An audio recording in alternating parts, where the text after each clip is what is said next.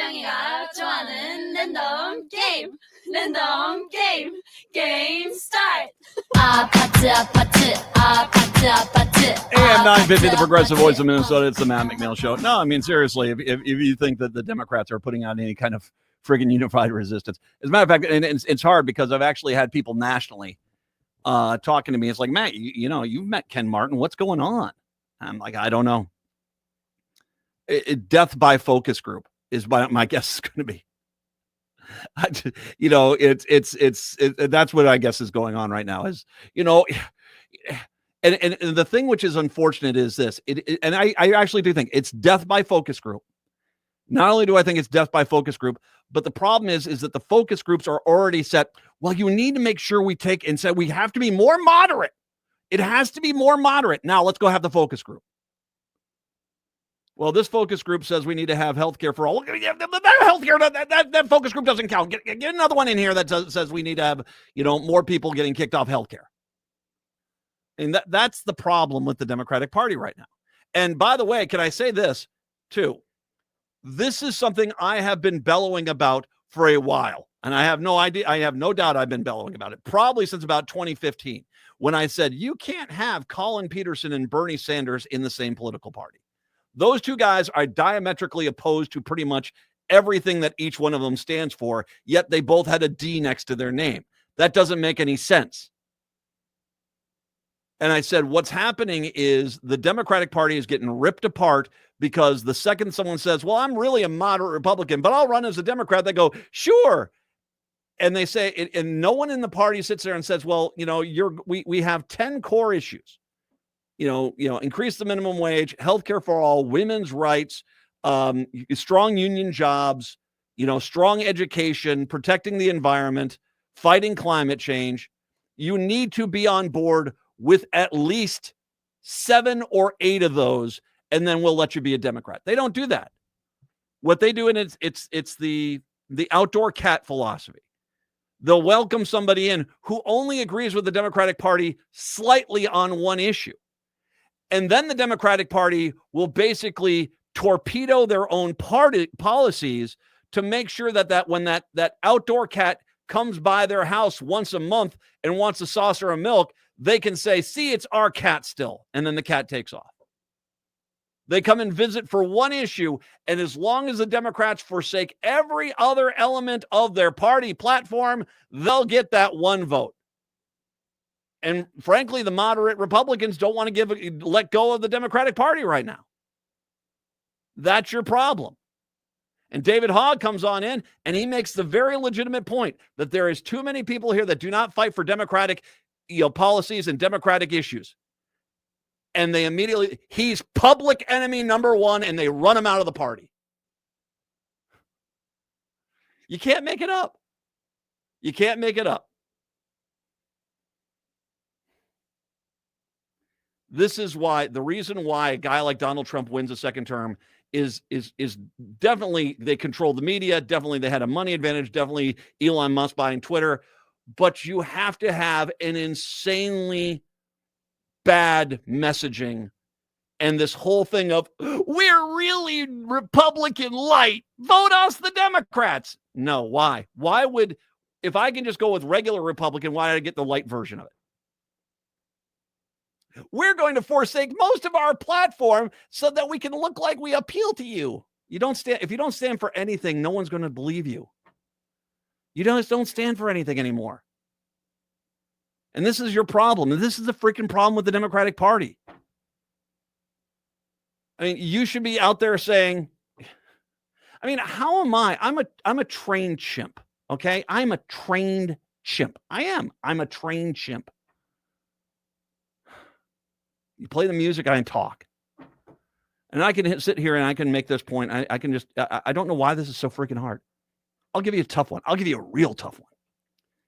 Israel sure as heck did not deserve to get attacked the way they did. Hamas is horrible and they're wrong. And there should have been consequences for that attack, which I fully support Israel in being able to put forward. But them using this, they've definitely gotten their pound of flesh in return, for sure.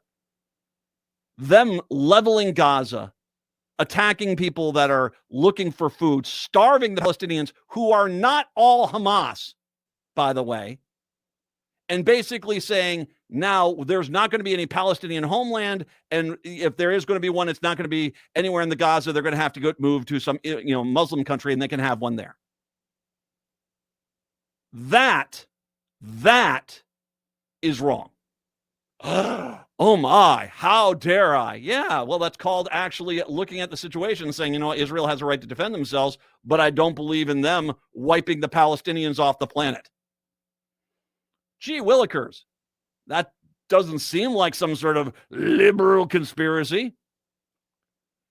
But here I am. I'm a freaking trained chimp, and I just pulled off that one. You guys can't. If we take a position on this, we need to kick all these kids off these college campuses. They're upset for a reason. At the same time, anti-Semitism has no place in this planet, should never have a place on this planet. And yeah, those people that attacked Israel, they all deserve to get wiped off the planet. They tried a terrorist attack. But the 6-year-old that's just starving to death in Palestine right now in the Gaza Strip, do they deserve to die now? Slowly and painfully? Starving to death? No. You see, the difference is this, is I'm trying to sound like a freaking human being, person with a conscience. I'm not trying to say, well, how does our focus group say we can't do this? And when some Republican goes, oh, look, they support terrorists, I look at them, flip them off with the middle fingers and say, go blank yourselves because you're lying. And you know what? All of a sudden, you're the one that's, hey, I support Israel, but I'm not for genocide. Boom. And they run away. Kristi Noem has to have them dragged out. Has to have a senator dragged out of a press conference because they don't know how to respond when it's not some kind of highly choreographed press event. The Democratic Party wins because the Democratic Party is popular. Health care for all. But there is a growing movement within the Democratic Party. It's like, oh, well, we can't give everybody health care. Really? Yeah, we could. Most of the world does. We could do it. Common sense gun controls. Well, we can't do that. Really? We can. We just have given up. Better union jobs. Well, that's when the Republicans scream, states' rights. You can't say we have to raise the minimum wage. Yeah, you can. People want to get a decent paycheck. You remember when Minneapolis raised the minimum wage? Remember when they did that? And every Republican screamed, it's going to be a ghost town. Have you been in freaking Minneapolis lately? It's packed to the gills. You guys were wrong. Horribly. Completely. But of course, you're the ones that sit there and say that George Floyd got what he deserved. So yeah, you're batting kind of like some of the lower players on the Twins at this point. No, I'm waiting for leadership.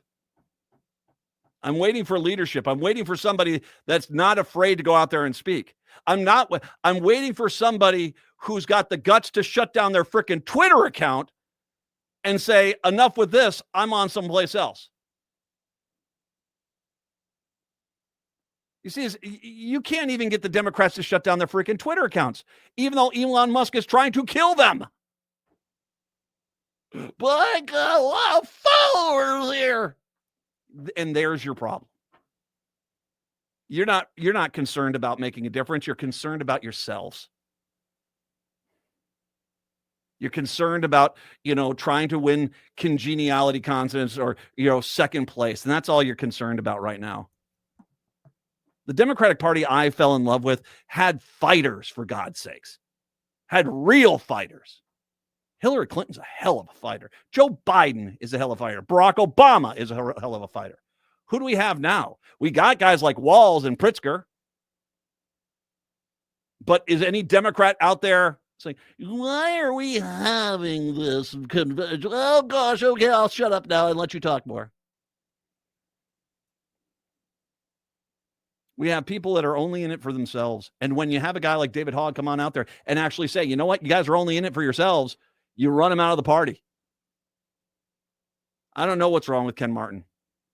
Death by 1,000 focus groups. Maybe that's what it is. And focus groups, that their whole goal is to basically say moderate Republicans are right. If you actually found your own party again, put up some standards. Say, hey, we'd love it if you want to be a Democrat, but you have to agree. Here's our 10 main points, and you have to agree with at least 7 or 8 of them to be a Democrat. Guaranteed votes. That we know that we're not going to have to sell off half the party's platform to get you on board with something. And if they don't want to do that, fine, good luck. Best of luck to you. Become an independent, run as a moderate, start your own party. I could care less. But that we're the Democrats.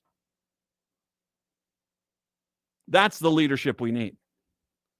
And it's the party's getting ripped apart because of self-serving interests and focus groups. That's what it is. And meanwhile, the country is in real freaking jeopardy.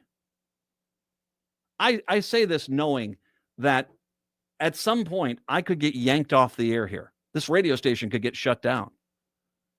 I've already said this. At some point, I'm anticipating getting arrested on quite literally trumped up charges. Shutting the station down because we're working with the terrorists. I'm expecting it. And the way things are going right now, I don't think the people I politically agree with are really going to sit there and say, well, I guess they deserved it.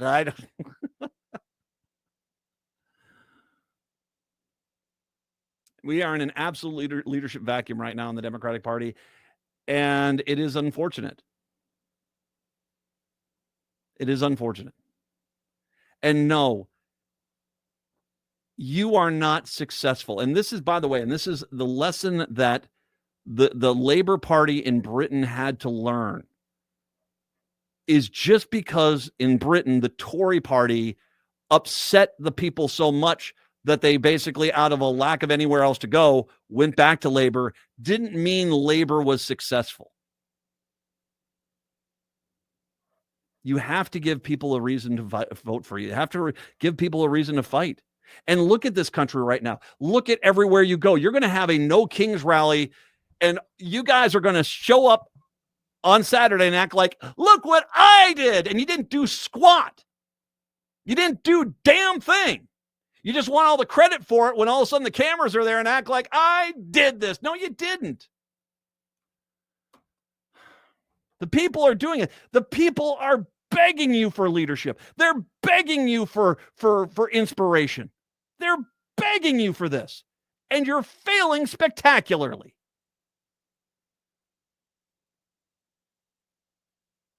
Democratic Party I fell in love with would have someone at every freaking Kristi Noem press conference from here on out trying to ask her questions. Every single one. Make her terrified of appearing in public because she might actually have to answer a question she doesn't want to.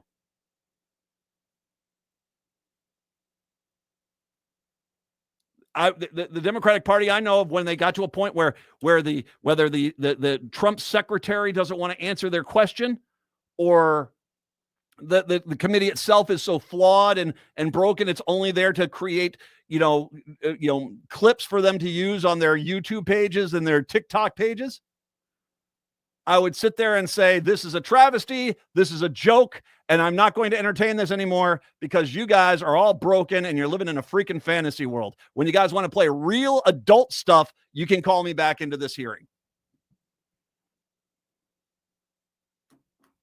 I'd get rid of Chuck Schumer. He's not helping you. And Jeffers is not exactly doing a great job either. Jeffries, not Jeffers. Jeffries. Hakeem Jeffries. I want leaders that inspire, and the party does too. And unfortunately, we're sinking. And this is how it happens. I used to tell my son that when you hit a home run in baseball, not only do you have to have a good swing, not only do you have to have the knowledge and the practice and the ability and the strength to do that. But you also need a pretty bad pitch. Okay.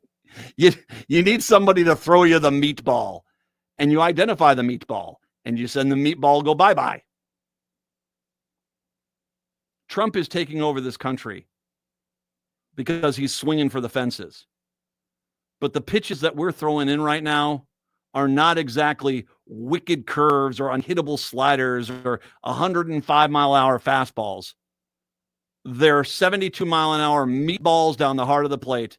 And then we're sitting there like, I can't believe they hit another one of those. They're being mean.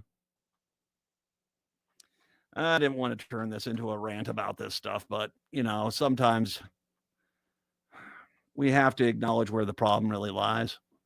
And yeah, Trump's horrible. That narcissistic orange lard butt. He is an absolute disgrace to our country and everything that this country stands for.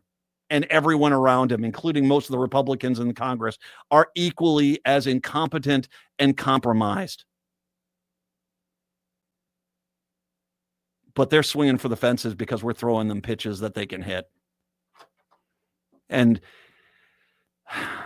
I think it's time to flush the entire leadership of the Democratic Party and start all over again. 952-946-6205, 952-946-6205. Cards and letters to Matt McNeil. It's the Matt McNeil Show here on your Thursday.